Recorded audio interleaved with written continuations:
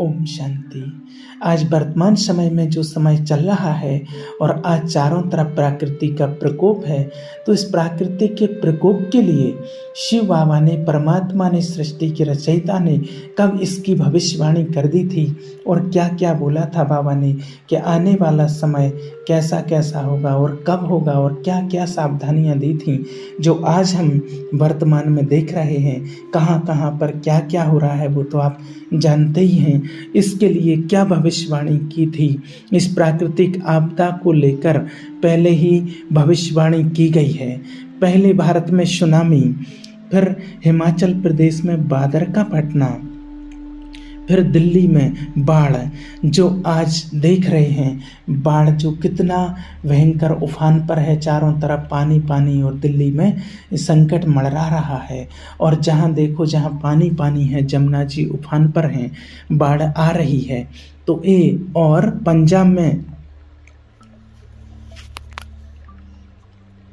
पंजाब में प्रलय, और अब संपूर्ण भारत में बाढ़ का मंडराता ये संकट, लगातार आ रहे भूकंप के झटके, अब क्या सच में विनाश होने वाला है?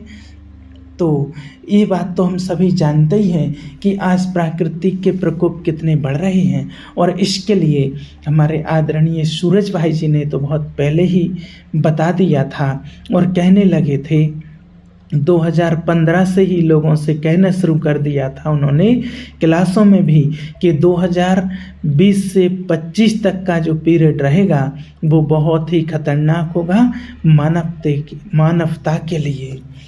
तो बाप दादा ने अपनी अव्यक्त वाणी में आपदा और विनाश से संबंधित पहले क्या क्या कहा है, तो आइए वो हम इस अव्यक्त वाणी के माध्यम से सुनते हैं कि कितने समय पहले बाबा ने हम बच्चों को, जो आज प्राकृतिक आपदाएं आई हैं, इसके लिए चाहे वो दिल्ली की बाढ़ हो, चाहे कहीं का भूकंप हो, इसके लिए बाबा ने कितने समय पहले ही हम बच्चों को इशारा दिया था, वो हम इस अव्यक्त वाणी के माध्यम से जानते हैं। पहले चक्रवात तूफान ने पूरे भारत में तहलका मचाया, ये सभी जानते हैं। फिर हिमाचल प्रदेश में बादल फटा, दिल्ली में अभी बाढ़ आई, और फिर अभी संपूर्ण भारत प्राकृतिक प्रकोप के डर के साए में जी रहा है। इस बढ़ रहे प्राकृतिक आपदा और हम ब्राह्मण बच्चों की सुरक्षा को लेकर अव्यक्त बाप दादा ने सन 2011 में जो अव्यक्त वाणी चलाई थी, उसमें बाबा ने क्या क्या इशारे किए थे। बाबा ने इस प्राकृतिक आपदा को लेकर के, इस बाढ़ भूकंप को लेकर के और आने वाले समय को लेकर के क्या क्या कुछ कहा था, तो आइए हम आज जानते हैं। बाप दादा सदा ही इशारा देते हैं कि अपने मन के शुभ शतोगुणी संकल्पों के द्वारा प्राकृतिक को भी शतोगुणी बनाते रहो, तो वह मनसा सेवा याद रहती है। क्योंकि अभी प्राकृतिक बड़े रूप में कार्य करने वाली है। यह तो छोटी सी बात है, लेकिन प्रकृति को मनुष्य आत्माएं तंग करती हैं। देखिए, बाबा ने कहा है कि अभी तो ये छोटी सी बात है, जितना मनुष्य आत्माएं तंग कर रही हैं, क्योंकि प्राकृतिक का जितना प्रदूषण हो रहा है, उसमें जितना प्रदूषण बढ़ रहा है और तमो प्रधानता बढ़ती जा रही है, ये है तंग करना। तो वह भी तंग करना फिर शुरू करेगी। इस बात से स्पष्ट होता है कि वर्तमान समय में जो भी प्राकृतिक आपदाएं आ रही हैं, वो अवश्य मनुष्य आत्माओं ने प्रकृति को तंग किया है, प्रकृति को परेशान किया है, प्रकृति को दूषित किया है। और हम दिन प्रतिदिन देख ही रहे हैं कि पर्यावरण प्रकृति कितना दूषित होती जा रही है। प्रकृति का दोहन किया है, तो अब समय स्वरूप प्राकृतिक भी अपना रूप दिखा रही है और दिखाएगी भी। और बाबा ने आगे कहा है, आपके राज्य में प्रकृति एकदम शतो प्रधान होती है, तो प्रकृति को तमोगुणी से सतोगुणी कौन बनाएगा? कि प्रकृति जैसी भी है क्या चलेगी, क्या आपके राज्य में ऐसा चलेगा, हाँ करो या ना करो, नहीं चलेगा ना ऐसा, तो प्रकृति को सतोगुणी समो सतो प्रधान कौन बनाएगा। बाबा पूछते हैं आप ही बनाएंगे ना। इसलिए अभी अचानक का पहला दृश्य छोटा है, अभी तो यह शुरू हुआ है, अभी तो और बड़े बड़े आने हैं और अचानक ही आने हैं, और जो सोचा भी नहीं होगा वो भी होगा।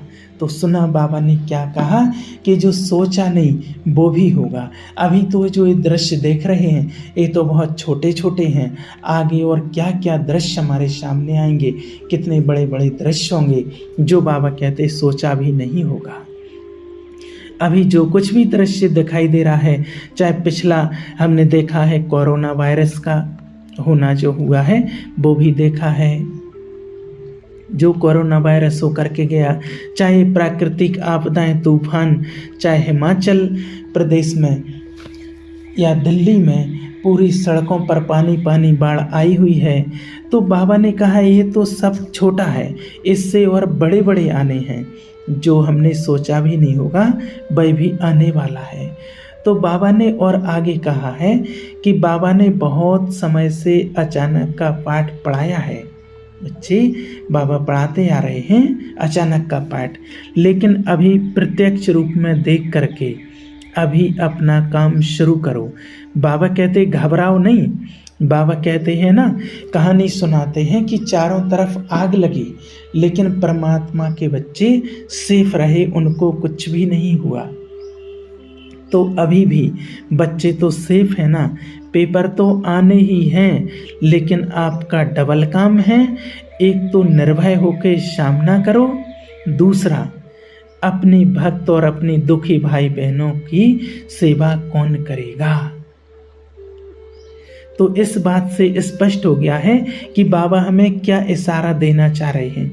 बाबा कहते हैं कि प्रकृति के लिए मनसा सेवा करो, क्योंकि आप बच्चे जब सेफ रहेंगे, जब प्रकृति अपना रूप दिखाएगी तो हम बच्चों को सेफ रखा, क्योंकि हमने मनसा सेवा किया। तो बाबा कह रहे हैं कि प्रकृति को भी योगदान दो, प्राकृतिक में भी शुभ वाइब्रेशन फैलाओ, प्राकृतिक में सतो प्रधान वाइब्रेशन फैलाओ, क्योंकि आने वाली जो नई सतयुगी दुनिया है वहाँ पर प्राकृतिक तो एकदम शुद्ध रहेगी, सतो प्रधान रहेगी। वो तब होगा जब हम यहाँ प्राकृतिक में शुद्ध पावरफुल वाइब्रेशन फैलाएंगे। तो ये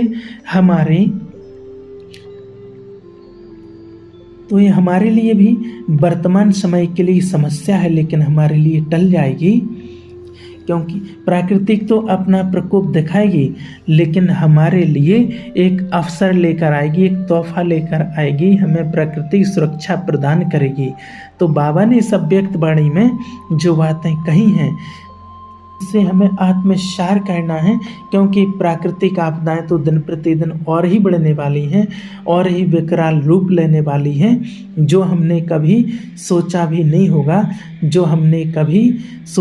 होगा, ऐसा ऐसा दृश्य सामने आने वाले हैं। इसलिए अभी से हम बाप दादा के महावाक्यों को स्मरण करते हुए उनके मार्ग पर चलते रहें और हम जीवन में उन्नति पाते रहें। इसमें डरने और घबराने की बात नहीं है, ये तो बाबा हम बच्चों को सावधानी देते हैं, और डरने से कुछ नहीं होता है, बाबा ने कहा है, क्योंकि दुनिया में जो हो रहा है वो तो होना ही है। हमें अपनी योग तपस्या बढ़ाते रहना है, अपनी स्थिति को पावरफुल बनाना है और प्रकृति को सकाश देना है। ओम शांति।